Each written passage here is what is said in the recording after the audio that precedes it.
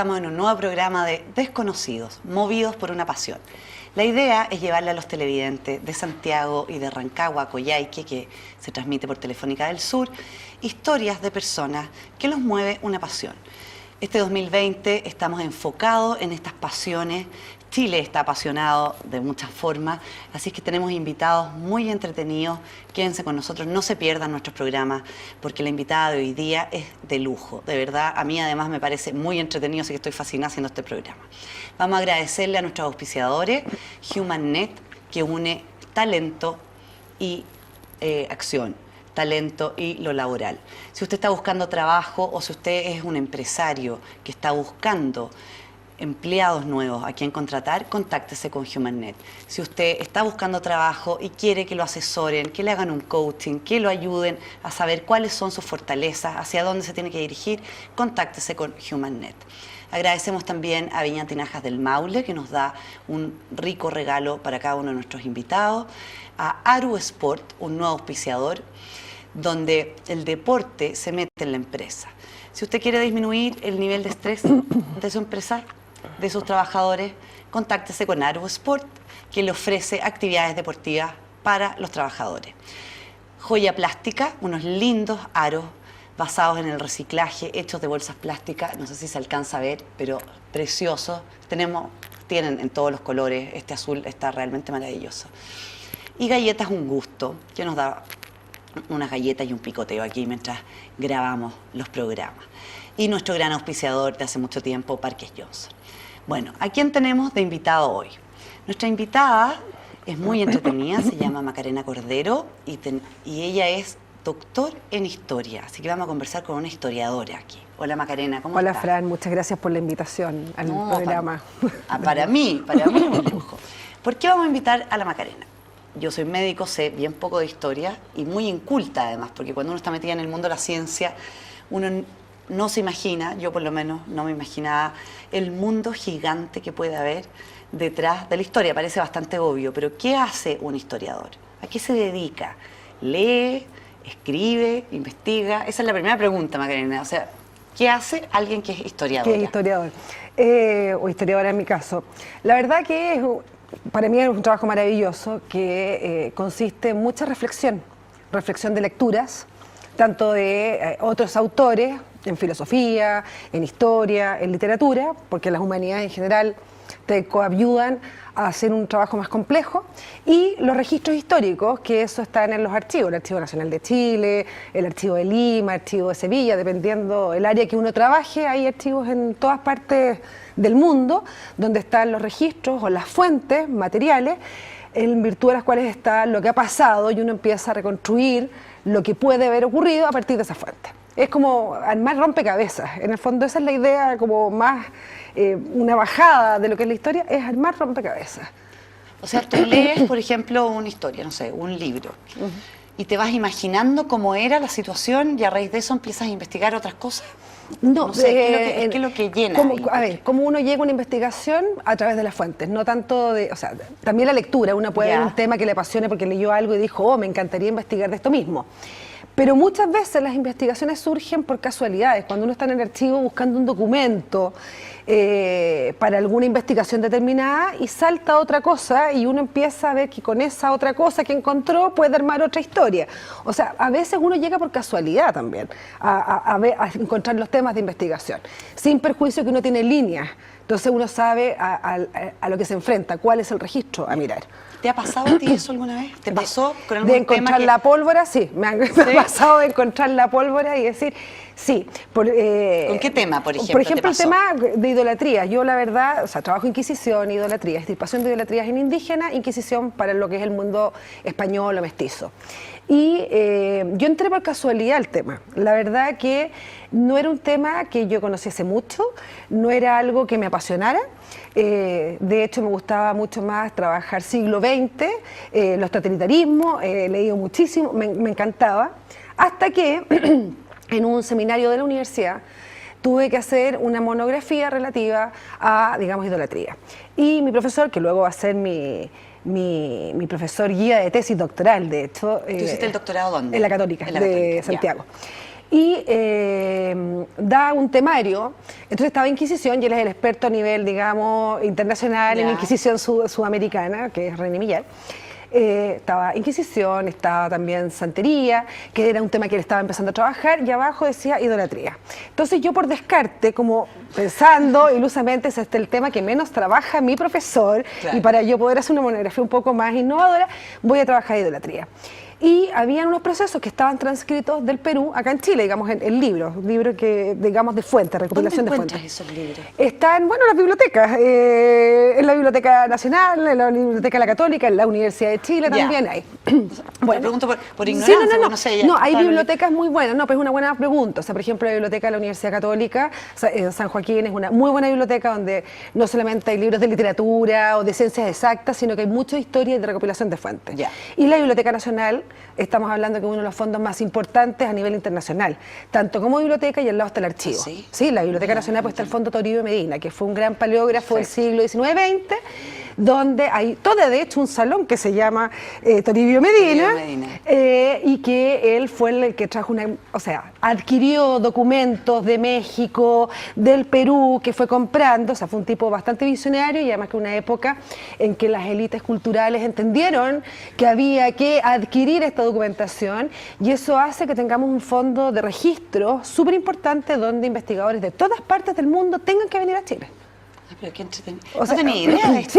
Sí, o sea, hay incunables, absolutos. Dentro ¿Será de que yo soy una ignorante espantosa o que los chilenos no tenemos idea de que somos tan potentes en términos de biblioteca? Porque yo creo que en general no sabemos. En general no sabemos lo que tenemos de patrimonio.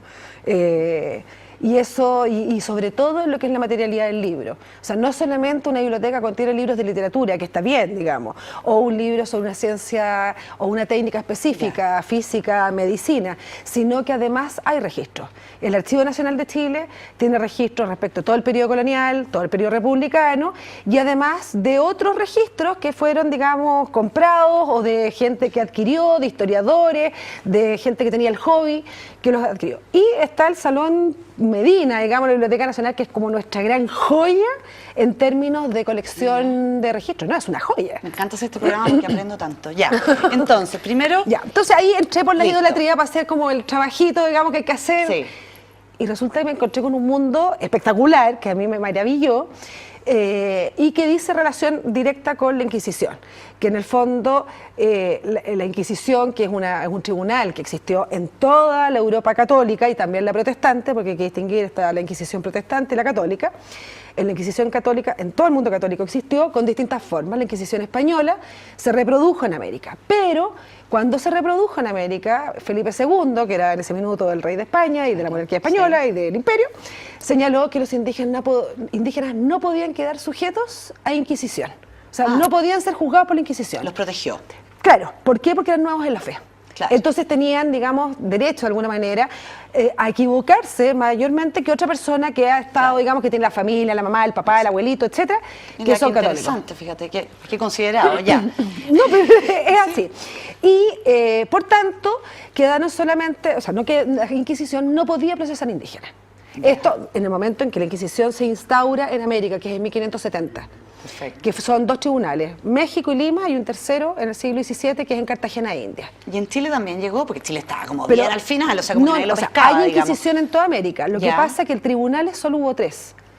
México, lo que estáis numerando, Cartagena, India y Lima. Y Chile es parte del Virreinato de Lima. Por tanto, el tribunal, cabeza, digamos, asiento tribunal, es Lima. Para todas las demás regiones, son, digamos, a través de comisarios, se establecen comisarías que van a hacer la labor de la Inquisición. Es un delegado del Inquisidor. Que es un comisario. Que lo llevaba para juzgarlo allá. No, están instalados. En todo aquí. Claro, había en Coquimbo, en Santiago, en Talca, en San Felipe, dependiendo además también de la época, porque hacia finales del siglo XVIII. ¿Cuánto tiempo duró esto? ¿Desde 1500? Desde 1570 hasta 1820. O sea, 1820 porque se va a abolir la Inquisición, digamos, como tribunal de España hacia todas las colonias, sin perjuicio que también dependen de las independencias de cada país. Exactamente, pues si Chile se independizó, yo me imagino que se independizó. 1818, que es definitivo, ahí se corta. Se acabó. Entonces hay comisarios que son delegados de la Inquisición, que son generalmente sacerdotes, que están encargados de velar por la ortodoxia católica en las ciudades. Pero es una institución más bien urbana. la Inquisición, tanto en España como en América. Ya. De ahí después si quieres te explico, pero Sí. hay. Lo que pasa es que no es un control tan estrecho como el que se dio en la península ibérica. Ya, porque en la perfecto. península ibérica habían muchísimos tribunales. Y además, si lo pensamos, es un espacio mucho Mucho menor más chico, que el de exactamente, América. sí. Entonces, obviamente, el control era más viable. Pero acá el control, perdona, ¿está realizado por la Iglesia o por el Estado? ¿O por ambos? Por No sé, ambos, porque estaban juntos hay en que esa pensar, época. sí, Ya. hay que pensar que la Iglesia es parte de la corona, pero también es una institución que tiene sus propios fines y que es autónoma. Claro. Entonces es como contradictorio, es un entramado súper complejo, donde además es una forma, es el antiguo régimen, siempre hablamos de la Sí. Revolución Francesa, como un cambio hacia la modernidad, Claro. la separación de funciones, ¿cierto? Legislativo, judicial. Bueno, ¿qué quiere decir? Entonces que antes no había separación de funciones, había Estaba todo acumulación junto. de funciones. Todas las justicias o todos los personeros de la administración tenían funciones ejecutivas, legislativas y judiciales. Qué horror, Y la ya. iglesia también. Pensando lo terrible. No, o sea, claro, acumulación Sí. de funciones. Y lo que pasa es que hay algunas que están más cargadas que otras. Y hacia Ya. finales del siglo XVIII van a empezar a separarse antes de la Revolución Francesa. Pero, Perfecto. y la Inquisición, como parte de la Iglesia, también es parte, comillas, de la administración real, pero también como un ente autónoma. Por eso Oye, son siempre bien. relaciones como complejas también que tienen Sí. entre ellos y contradictorias, porque hay momentos, depende del periodo en que la corona quiere tener un poder sobre la Iglesia, contrarrestar su influencia, y sin perjuicio que ambas instituciones, esto como para terminar otra idea, tienen como objetivo la salvación de las almas. Entonces, no hay que perder... Ambas, no solamente la Iglesia, el Estado también. El Estado también. O sea, Bien. la corona, digamos, y todas las coronas, todas las monarquías católicas están velando por la salvación del hombre. O sea, eso también hay que entender lo que es así. Porque Oye, nos cambia la película totalmente a lo que se vive hoy en Sí. día. Y una pregunta súper básica, pero uno tiene la idea de la Inquisición a alguien quemándose en una hoguera. No sé, casi que la quemaron por bruja o qué sé yo. ¿Eso ocurrió en Chile? Bueno, ¿Hay algún caso hay que un haya caso ocurrido en emblemático. Chile? Hay un caso emblemático, a ver, para lo que fue la Inquisición... Te saqué de la idolatría, Cata, No, pero- después pero echamos los indios, sí, a lo te mismo. metí- O los indígenas, digamos, en la época, la nomenclatura es indio en la época. No, a ver, la Inquisición limeña, porque siempre hay que hacer alusión a la Inquisición limeña, Ya. porque Chile depende del virreinato y en el Perfecto, fondo, además, el arzobispado de Lima era el único arzobispado del virreinato y es el metropolitano de todos los obispados dependientes, entre esos Santiago y Concepción, Ya. los únicos dos obispados que tenemos en el periodo colonial, Santiago y Concepción. Primero era imperial y después va a ser Concepción. Ya. Y hay un caso, y en total, en los 3 siglos que duró la Inquisición, para lo que es Sudamérica, se procesaron alrededor de 1.700 personas, lo Ya. que no es un número tan alto. De los ¿En cuales, toda Sudamérica? En toda Sudamérica. O sea, que Incluyendo era- Cartagena, No, Lima. Cartagena es aparte, Ah. en el fondo, todo lo que era el virreinato del Perú, salvo Ya, Cartagena, lo perfecto. que era la Gran Colombia. Son alrededor de 1.700 personas. Ecuador, Chile, Sí, claro, Argentina, todo- Uruguay, todo lo que Paraguay. veía el virreinato del Perú, ya. Y de las cuales son aproximadamente 50 personas las que efectivamente fueron condenadas a muerte. Ya. Y de ellas, hay que volver a rebajar el número, efectivamente son como 30 las que se les aplicó la pena de muerte. Porque las otras 20 o estaban muertas, que O igual, ya se les digamos... condenó la pena de muerte, No, ya. no se les condenó. O sea, estaban muertas y ahí te ponían una esfinge tuya o tu nombre, para que todos supieran Francisca Valdivieso es hereje. Fue puedo hereje, creer. sí, era tu esfinge. Aunque estuvieras muerta. Aunque estuvieras muerta, Ya. sí, pues. De ahí te voy a explicar Ya. por qué. Y, o podía pasar que tú te arrepintieras en último minuto cuando te iban a condenar a muerte, entonces te arrepientes, estás salvando tu alma, pero eso no quiere decir que no te apliquen la pena de muerte, entonces te daban un garrotazo, tac. Entonces era mejor el garrotazo porque por lo menos entraba y lo menos inconsciente a la hoguera. Ah, ok. De estos 30 ¿Siempre casos... se quemaban? O sea, esta imagen que yo tengo de esta hoguera es que quemándose... depende del tipo de delito. Ah, ya. Depende del tipo de delito. Mira, interesante. Y hay un caso que es emblemático, que es un caso emblemático además de la Inquisición limeña, que parte en Chile, que es del médico Maldonado da Silva. De hecho, hay una novela extraordinaria de Marcos Aguinis, que es un gran escritor argentino, que es Ya. psiquiatra además, y que es escritor, y que se llama La gesta del marrano. Y que es la historia de este converso judío, converso al catolicismo, que va a cruzar desde Portugal, va a llegar vía Brasil, generalmente coloniado Sacramento, pasaban por Tucumán, este es el recorrido Ya, que hacían, sí. de Tucumán, Concepción, de Chile. Y además era el único médico en esa época en todo el reino de Chile, y que sabía de medicina, sabía o sea, de que medicina. tenía el título, Ya. porque en general eran cirujanos. Y los que tenían el título de médico, porque tenían, digamos, habían pasado Sí. por la universidad y tenían el título. Era el único. que los cirujanos y los médicos probablemente tal vienen como de ramas súper distintas, Sí, después se unen. exactamente. Sí. La cosa es que este hombre tenía hermanas, que también eran conversas, que eran monjas. Y a una de sus hermanas le confiesa que en realidad él sigue secretamente profesando el judaísmo. Y la hermana, que es monja, quiere salvarle el alma a su hermano. Ay, qué Y lo bueno. denuncia ante el comisario de Concepción de que su hermano en realidad es un falso converso. Yo te Y prometo se que escucho inicia- esta historia y digo, qué rara la forma de pensar que existía en la época, Dios mío, ya. Se inicia el proceso judicial, un comisario, que es lo que hacían, digamos, los comisarios en Chile, recibe las declaraciones, inicia la investigación y remite los antecedentes a Lima. Y luego es Lima el que sigue el proceso duro, digamos, la contestación de la claro. demanda, las pruebas, etcétera, y de hecho los reos se tenían que trasladar a Lima. Todo esto era muy caro además en la época, carísimo. Entonces pensemos en las comunicaciones, otro, Santiago-Lima, obviamente, me imagino, ya. Santiago-Concepción, ya era un lío. Y este hombre termina en Lima, justo en un momento, una etapa en que fueron pesquisados muchísimos neoconversos y es condenado a muerte a la hoguera, vivo. Entonces es un caso emblemático, además de la Inquisición limeña y del caso de Chile. Y está esta novela que te digo que lo relata maravillosamente bien porque Marrano, es a base... porcino, ¿no? ¿Cómo fue? La gesta del marrano. La gesta del marrano. Del marrano, La porque los gesta. marranos son, Sí. digamos, los conversos. Entonces, y es una época además en cuando se instala la Inquisición en América, que la gran preocupación es la existencia de los falsos conversos. Entonces, es ese lo que están pesquisando. Entonces, lo que te comentaba, además depende qué tipo de delito sea el que tú estás buscando. Un falso converso es una herejía grave, pero no así, por ejemplo, una blasfemia, que es como una práctica súper común que se da tanto en España como en América. Blasfemar es decir, por ejemplo, hostias, por Dios.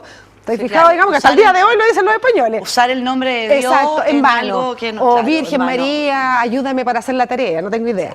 Eso es una blasfemia. Que entre comillas le falta el respeto en el fondo. Exactamente. Porque no le estáis tomando el peso a lo que son está diciendo, malsonantes. claro. Entonces, son Pero espérate, herejías. pero la gente no moría por No, una po, herejía así. no, ya. po.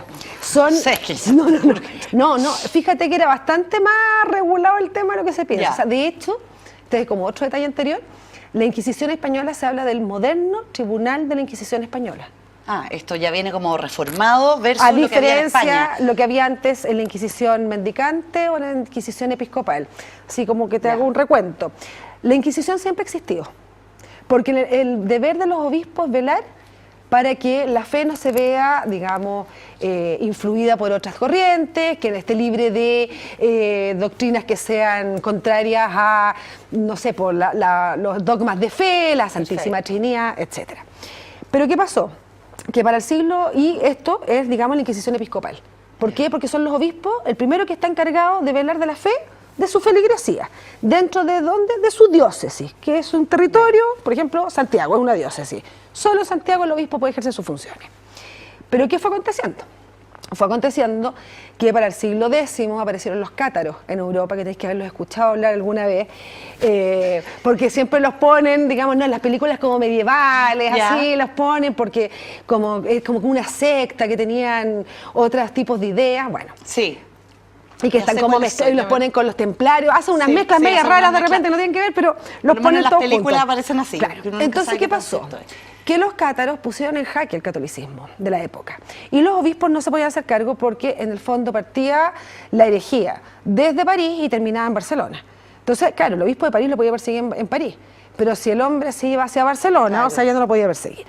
Entonces, la Santa Sede, en esa época no se puede hablar de Vaticano, se habla de Roma No, o la de Santa Santa Sede, Sede, ya. decide crear una Inquisición mendicante a cargo de las órdenes religiosas, principalmente los dominicos.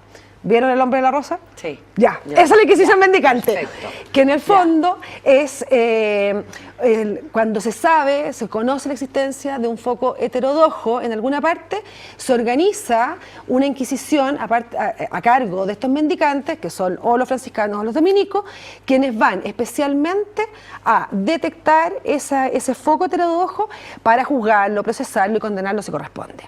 ¿Qué importancia tiene esto? Que son con facultades dadas del Papa.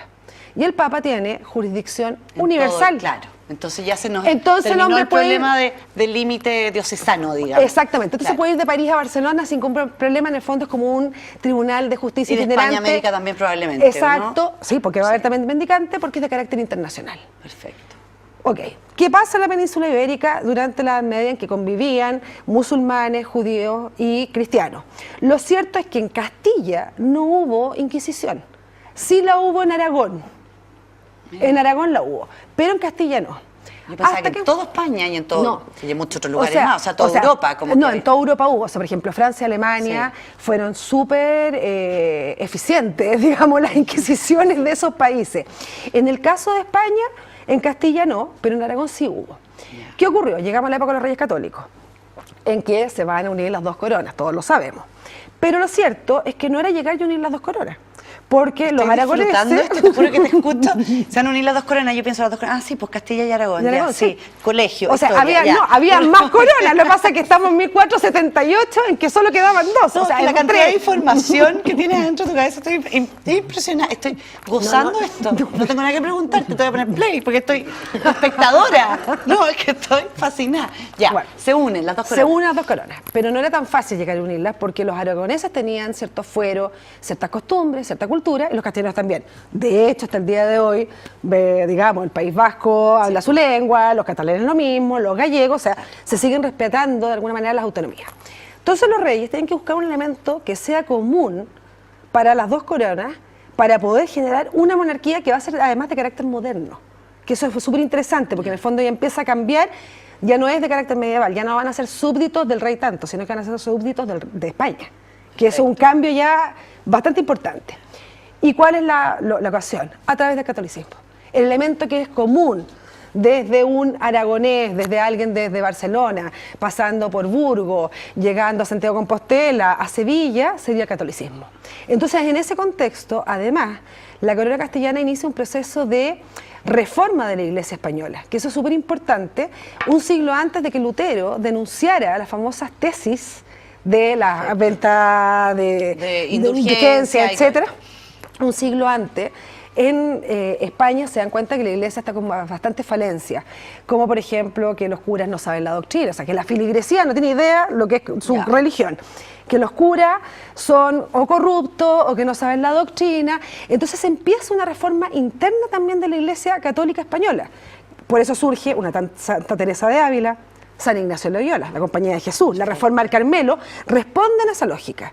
Y en eso que dicen, aquí toda la población tiene que ser católica, para poder poner en el fondo una ley igual para todos los españoles. O sea, se utiliza la religión como forma de unidad, digamos. Políticamente, por supuesto, que es algo que hicieron todos los europeos, digamos.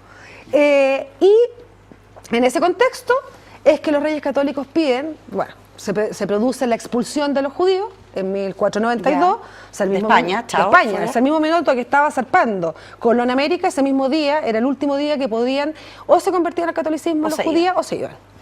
Y mucha gente se convirtió. Porque, o por convicción, honestamente, pasaron a ser católicos, y otros porque no querían dejar su familia, sus bienes, etcétera. Y en ese contexto ocurrió que empezaron a haber acusaciones de falsos conversos. Decir, no, esta persona en realidad... Se está quedando aquí diciendo que es católico, pero en realidad sigue siendo judío, no se quiere ir. Exactamente, se cambia de camisa el día viernes para prepararse para el Shabbat, no lo vi comer cerdo. O sea, si tú te pones a pensar, los españoles, los europeos en general, son súper buenos para comer harto cerdo, harto marisco. Y eso tiene una identificación cultural que es bastante importante, porque va en contra de musulmanes y judíos. ¿Te fijáis? Entonces, no lo vi comer, no comió macha, no comió almejas, no tienen macha, sino comió pulpo, sospechoso. Entonces, como no tienen instrumento, ¿qué es lo que le piden a la Santa Sede? Poder crear una inquisición en Castilla. Pero aquí, en esta creación, los reyes católicos fueron más astutos, digamos, que la Santa Sede, y genera una inquisición que sí depende de la Iglesia, porque es un tribunal eclesiástico, pero que va a contar con una suprema. Como la Corte Suprema, perfecto. Sí, una Suprema, donde no solamente están los sacerdotes, sino que también hay consejeros laicos dentro de esa Suprema. Perfecto. Y en el fondo, tanto la corona como la Iglesia empiezan a determinar esta Suprema. Entonces, ahí se empieza a generar la moderna Inquisición. ¿Y por qué moderna? Porque lo cierto es que no va a haber fuero que valga frente a la Inquisición. Esto es un punto súper importante, porque hasta el siglo XIX, la gente nace en un estamento y es muy difícil cambiar de estamento. Si yo nací noble, voy a ser noble el resto de mi vida. Si yo soy plebeyo, voy a ser plebeyo. ¿Y eso qué significa? Que me aplican normas, leyes distintas, porque yo soy de un estamento distinto. Uno de los paradigmas de la modernidad es que es la igualdad ante la ley, ¿cierto? Eso no se da en el antiguo régimen. Si yo nazco en un estamento, soy, digamos, ese estamento, se me aplican leyes. Y además, súmale si tú eres de una región determinada. No es lo mismo que yo sea de Sevilla que sea de Burgos. Entonces hay leyes también distintas, hay que ver si la persona, su estatus social, de qué parte es, etcétera. La Inquisición dice, me da lo mismo. Si usted es noble, si usted es de Burgos, si me da donde sea, lo mismo. Hasta el rey de España puede ser juzgado. Por eso es moderno. Y de hecho, por ejemplo, se procesó y casi se condenó al cardenal Carranza, que era, digamos, el arzobispo más importante de España, el arzobispo, por unos escritos que hizo así un poco como de Erasmo de Rotterdam, y en ese minuto Roma intervino, porque ya veían, digamos, un obispo de la iglesia en una hoguera, y lo sacan de la jurisdicción de la Inquisición. Pero por eso es moderna. Entonces, eso es un cambio cualitativo con respecto a lo que pasa con las inquisiciones, la romana o las mendicantes. Qué entretenido. Algunos de estos libros hablan de esto, ¿no? Voy a mostrar la Macarena tiene muchos libros, tiene muchas cosas y doctorado, y podríamos hablar de su currículum mucho rato, pero estoy tan entretenida escuchando de todo lo que estáis hablando. A ver, por ejemplo, Macarena, Contrarreforma Católica, Implicancias Sociales y Culturales, Miradas Interdisciplinarias. Eso, ¿Esto de qué es? Esto acaba de salir. Cuarto propio, así que por favor, cómprenlo porque acaba de salir esta librería. Por favor, un zoom aquí. Es un libro colectivo. ¿Dónde se encuentra este libro? En librería. Si alguien quiere comprarlo, por ejemplo, va, no sé, a la Feria Nacional, a la Feria del Libro, a la Antártica, ya, sí. Listo. Ese libro es un libro colectivo porque es un Macarena conjunto, Cordero, Jorge Cid. Que somos los editores. Perfecto. Jorge es literato. Concilio de Trento, mira qué entretenido. Y es un libro colectivo donde hay obras de filósofos, teólogos, historiadores, literatos, en los que hacen todo relación a las consecuencias de la contrarreforma. Porque aquí no nos cuestionamos si es reforma católica o contrarreforma católica, que esa es otra discusión, sino que vamos viendo las implicancias que tuvo esto para el orbe católico. Y hay muchos artículos en relación a América hispana, Paraguay, Chile, etcétera. Y ahí yo lo que hago, Luciana, es que trabajo la bigamia en Chile. Y cómo era tratada la bigamia en Chile por la justicia eclesiástica, la Inquisición. ¿Estamos hablando de bigamia en Chile? Ah, no, pues siempre existió la bigamia. Y la poligamia también. Y los cornudos, etcétera, todo eso ha existido siempre. No, son del siglo XVIII esos expedientes. ¿Pero fue legal alguna vez? No. No, nunca. Entonces, cuando tú dices cómo fue tratada la bigamia... Por los distintos sistemas de justicia. Perfecto. Porque la bigamia en sí... Pero no es que haya sido bigámico algún minuto de la ley. No, musulmanes, digamos, pueden casarse con varias, pero que el mundo católico o cristiano en general no. La bigamia en sí no es una herejía. Pero puede dar pábulo a una herejía. Puede dar pie a una. ¿Por qué? Porque en el fondo hay un desconocimiento del sacramento del matrimonio. Entonces hay que averiguar. ¿Por qué es bígamo? ¿Por ignorancia, que yo no sabía que no me podía casar 2 veces? ¿O porque en realidad no estoy ni ahí con el sacramento del matrimonio y me volví a casar? Y hoy en día sigue la gente siendo bígama, porque hoy en día, no sé, la gente se divorcia, existe la opción de divorciarse que antes no existía, por ejemplo. Hay mucha gente que tiene doble vida, 2 familias. Doble vida, pero el hecho de casarse 2 veces, porque yo entiendo que una cosa es tener, por ejemplo, doble vida, triple vida, no sé, pongámosle el número que queramos, en el fondo tengo un matrimonio y tengo amantes fuera del matrimonio, o simplemente no tengo matrimonio, pero tengo varias relaciones de pareja, o estar casado 2 veces. Hay bigamia. Hay todavía bigamia. O sea, ¿Estás casado 2 veces? 2 veces, sí hay. Es más excepcional hoy en día, pero... Más raro que antes. ¿Antes era más frecuente? No sé. Lo que pasa es que se va a tratar de limitar, de hecho, con el Concilio de Trento, donde se van a establecer una serie de... Todos los requisitos del matrimonio, que están en la ley civil, que están tomadas derechamente el derecho canónico, las formalidades que tú tienes que ir con testigos, la dirección, etcétera, vienen de Trento, para evitar, en el fondo, la bigamia. Porque en estricto rigor el matrimonio es entre los cónyuges. No requiere ni siquiera la presencia del sacerdote. Del sacerdote, ni nada. Y se ponen todas esas formalidades en Trento para evitar la bigamia. ¿Y quiénes pueden cometer la bigamia? O sea, generalmente la gente que puede viajar. Claro, que se puede mover de un lugar a otro. Los militares en la época, los conquistadores. Oye, a mí me tocó el año pasado en Máncora, en Perú, que en una misa que yo estaba sentada, el sacerdote dijo, bueno, el próximo fin de semana se casa fulano Pérez con fulano Pérez, no sé qué. Por favor, si alguien quiere decir algo sobre este matrimonio, conoce si es que hay matrimonios previos entre ellos, yo lo encontré importante. Son las manifestaciones, pues. Que los anuncios. Nunca me había tocado que alguien públicamente dijera que fulano Pérez con fulano Pérez se iban a casar y que por favor, si algún feligrés o alguien conocía de matrimonios previos que estas personas tuvieran, se acercara a decir. Yo lo encontré bien impresionante. Eso era así en Chile y en todas partes hasta el Vaticano II, hasta 1963. Sí o sí, se hacían los anuncios 4 domingos antes. Este sacerdote estaba antes del Concilio Vaticano II. Macarena, nos queda poco programa. A ver, este otro libro. Idolatría. Bueno, entonces, en la Inquisición... Te voy a invitar a otro programa para hablar de la idolatría, porque aquí nos metimos en la Inquisición y quedamos institucionalizar y desarraigar. Macarena Cordero Fernández, las visitas de idolatría a la diócesis de Lima. Ya, eso está editado por los peruanos, así que hay que adquirirlo a través de la Católica del Perú, digamos, el libro. Pero, y agradezco mucho a la Católica del Perú por el trabajo precioso que hicieron. Y eso es básicamente qué pasa, que la Inquisición no podía caer sobre los indígenas. Pero los indígenas también cometían actos que podrían ser entendidos como herejías para el mundo católico. En el Perú, porque te voy a hacer cortita la historia, en el Perú, para no decir que eran herejes, para no tener problemas con el Santo Oficio, empezaron a hablar que eran idólatras. Y la iglesia peruana empezó a decir hay que extirpar en vez de hacer inquisición de las idolatrías. Y van a generar todo un sistema canónico represivo de las idolatrías desde la Iglesia Católica Peruana, que eso es súper interesante porque en el fondo es algo que ha estado desde acá. Obviamente con base en el derecho canónico, en el derecho español, pero tomando en consideración todas las diacronías americanas, todas las diferencias que hay y los elementos culturales locales. Que además se ve que los curas tomaron... ¿Qué año es eso, Macarena? Perdona. Esto en 1602 empieza y va a ser durante todo el siglo XVII y hay registros en Lima, hay registros en Charcas, que es la actual Bolivia, hay registros en Trujillo, que es porque también durante el siglo XVIII Lima y Trujillo. Para el caso de Chile no se dio el mismo fenómeno, porque en general fue el gobernador, o sea, las reales audiencias, las que van a detectar las idolatrías y las que las van a procesar. Y lo pueden hacer. Perfecto. ¿Por qué? Porque es la salvación del alma, porque es un delito de fuero mixto, así que tanto la corona como la iglesia lo pueden conocer. Ay, Macarena, vamos a tener que dejar el tema de las idolatrías para otro programa porque se nos fue entero. Me están avisando y me dicen ya, basta, se nos fue el tiempo. Te quiero dar las gracias, de verdad. En serio te quiero tener de nuevo aquí. O sea, así que para ti fue entretenido y yo encantada te tengo en otro programa. Ya sabemos, este libro se puede comprar en Chile, en Santiago. Sí, en Santiago. Ya. Sí. Y está el de las emociones también, que es muy bonito, que es del año... ¿Cómo se llama el otro? Rastro y gesto de las emociones, que también es de cuarto propio. Rastro y gesto de las emociones. Sí. Ya. Yo conozco varias personas que estarían fascinados de leerse una cosa así, partiendo por mi papá. Así que, muchas gracias, de verdad. No, gracias a ti. Te quiero agradecer por venir al programa. Vas a estar invitada nuevamente de todas formas, así que y conversaremos más sobre la idolatría.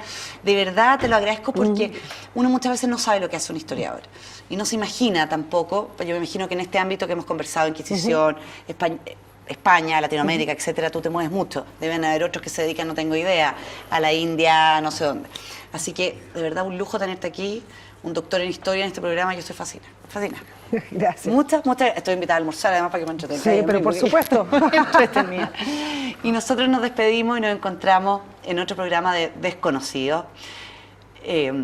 Antes, un espacio para que le mandes un mensaje a tus hijos. Porque tiene 3 niños, la Macarena. ¿Cómo la mamá salió en televisión y no le dieron ni siquiera un espacio? Ya, para que quede recuerdo, de recuerdo. Saludos a esas 3 criaturas, Isi, Juanjo y Lupita. Espero que se estén portando bien y no peleándose en este minuto. Y no, agradecerles también a ellos porque les resto muchas horas precisamente por esta pasión que es la historia. Ya, saludos a ellos. Sí. Qué bueno que me acordé porque lo tenía en mente y que no se me vaya a olvidar para el programa. Desconocidos. Agradecemos a nuestros auspiciadores, Viña Tinajas del Maule, Joya Plástica, HumanNet, Aerosport, Parques Johnson. La dieta es un gusto. Nos vemos en otro programa. Quedé pensando en la hoguera, no sé, casi que Juana de Arco, estoy completamente desconcentrada. Nos vemos en otro programa de Desconocidos. Chao.